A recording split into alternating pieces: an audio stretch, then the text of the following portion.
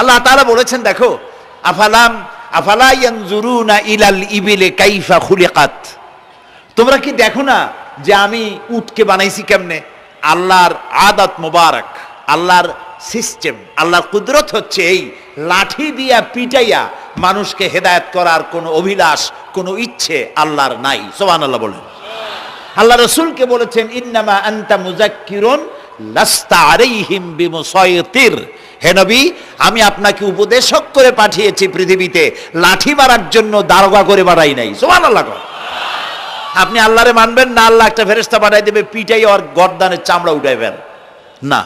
আল্লাহ বলেন যে দেখো, যুক্তি প্রমাণের মাধ্যমে তুমি আল্লাহকে চিনতে শেখো, নিজের দিকে তাকাও। আচ্ছা তোমরা উট দেখো নাই? কে বলতেছেন? আল্লাহ বলছেন উট দেখো নাই? আফালা ইয়ানজুরুনা ইলাল ইবিলি কাইফা খুলিকাত,